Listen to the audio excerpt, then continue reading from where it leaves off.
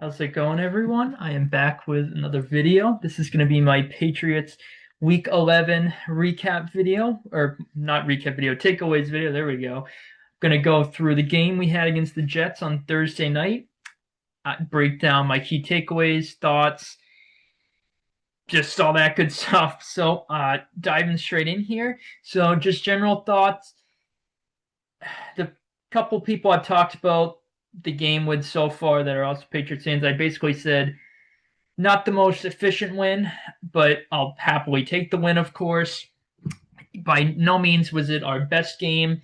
We didn't play, an A-plus game by any means. I would have liked us to have been a bit more efficient at times throughout the game, but I'll take the win. I think we probably played maybe like a B type of game, and we still put up 27 points. Our offense had some drives that I wasn't too thrilled with. Specifically, the one I have in mind is after Justin Fields had that horrible fumble with around 7.5 minutes left in the fourth quarter. We went 3-and-out and had to settle for a field goal. We would have scored a touchdown there that basically would have been game. We would have gone up 3 scores, assuming Borregales makes the extra point. But we had to settle for 3, and we went up 13.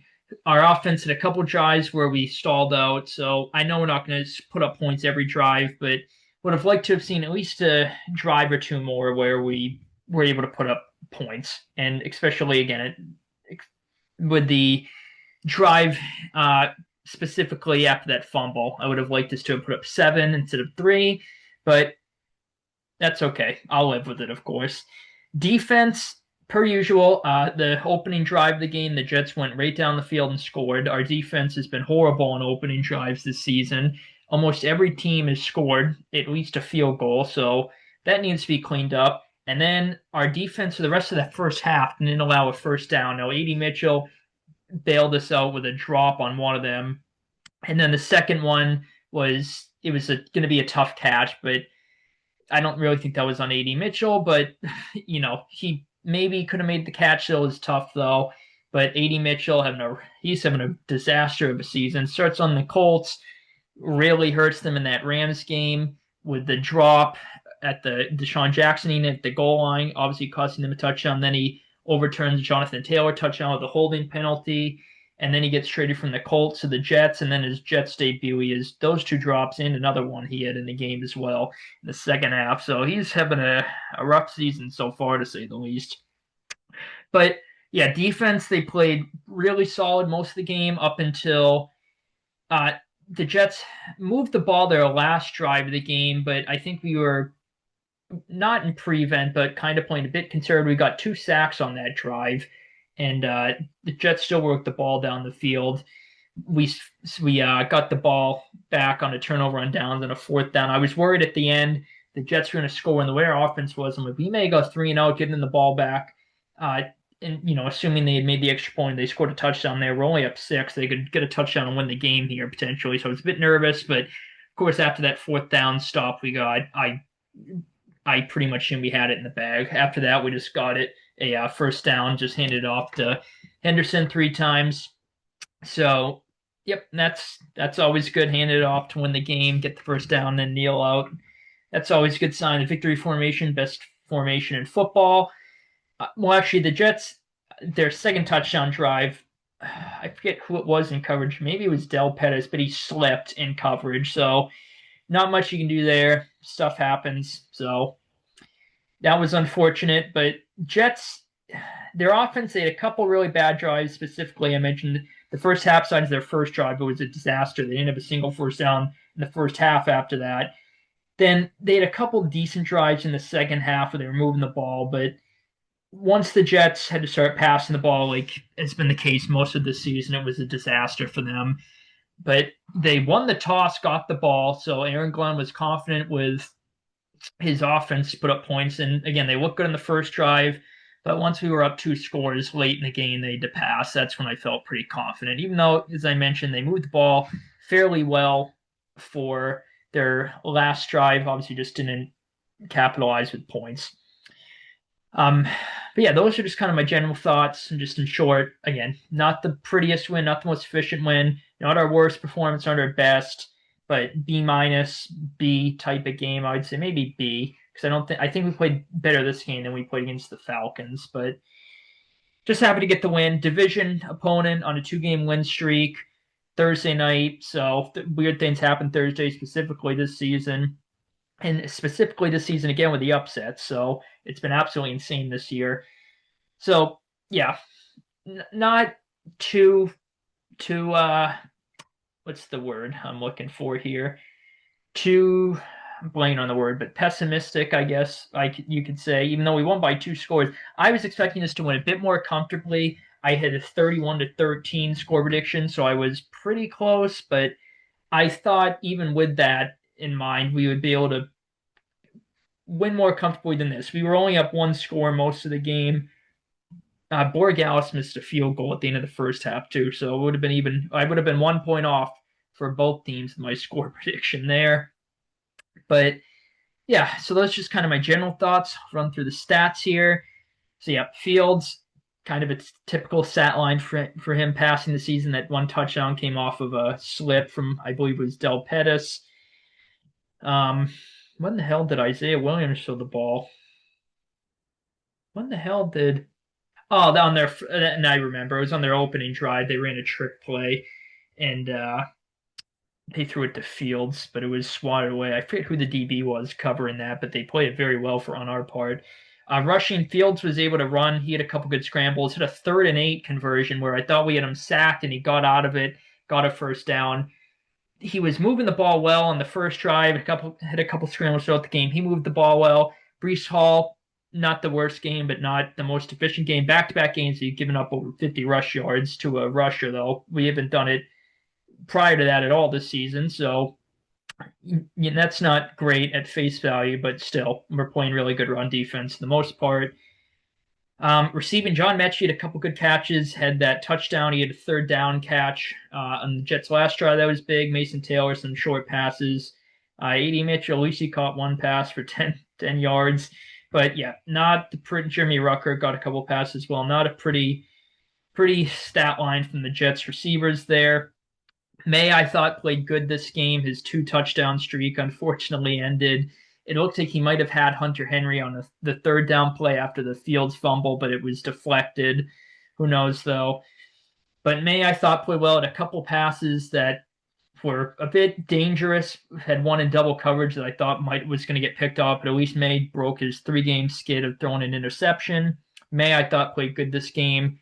Certainly helped his MVP case. Had a ridiculous play to Diggs on an improv where he just flipped it forward early in the game. That was insane. Henderson, he had a really good game too. Not from a pure rushing perspective, but he had 2 rushing touchdowns. The first one on our opening drive was ridiculous. He got pushed into the end zone, just plowed in there like a bulldozer. And he also had a receiving touchdown. So he had the hat trick for touchdowns this game. He's going to be a beast for us. Stevenson and Henderson's going to be a lethal combo. Henderson isn't the greatest running back, at least what I've seen so far. And I'm not a big college guy, but from what I've seen from people that watch college football, saying Henderson he's not the best at reading running lanes, specifically in short yardage. So Stevenson certainly is a bit better at that, I would say. So that's going to be helpful when we get Stevenson back. I know the Pats fans, a lot of people down on Stevenson. Obviously, he's fixed his fumble issues at least. My desk is wood here. I'm going to knock on wood for that. But he's been pretty good for us, I would say. Obviously, besides the fumbles, those have killed us. But when we can get him back and then get Henderson in open space and have Henderson work on his running lane vision, that's going to be a lethal 1-2 combo. So yeah, get Henderson out in open space. That'll be big for us. Yeah, Diggs had a good game. No touchdowns, but consistent. Had a bunch of catches, 9 for a $105. And then besides that, a nice even spread for our receiver. It's been like that for most of the season. Nice even spread for May and company. Well, May, I guess, it's been our only quarterback side. Dobbs, I think the only snap Dobbs has taken was in that Tennessee game when May had to come out for a play. He actually threw a nice pass. Maybe I'm wrong, and Dobbs actually, not just kidding. Dobbs came in very late in that game too and just did some handoffs and such. But besides that, obviously just May the season. But yeah, nice even here. Matt Collins been heating up for us. Hunter Henry, nice consistent game per usual. Pop, good game. Henderson, a bunch of catches too. So love to see that. You look at the team stats here, and I would say they're pretty telling of how the game went.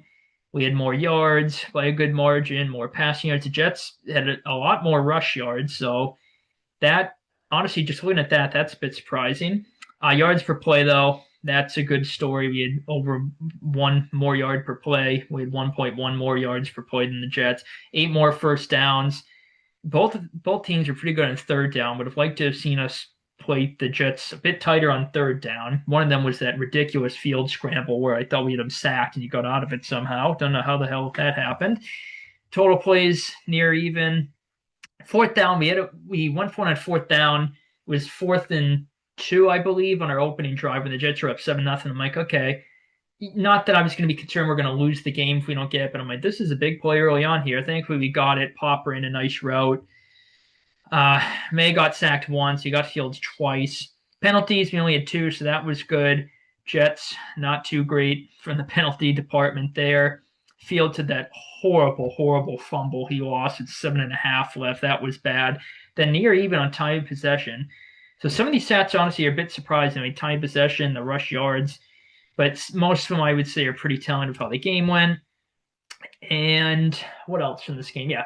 So again, not the prettiest win, but division opponent, those games can be tight. We just saw that last week. Obviously, Denver is much better than the Raiders, but the Raiders played them tight the whole game. Jets 2-game win streak and a Thursday night. So all that factored in.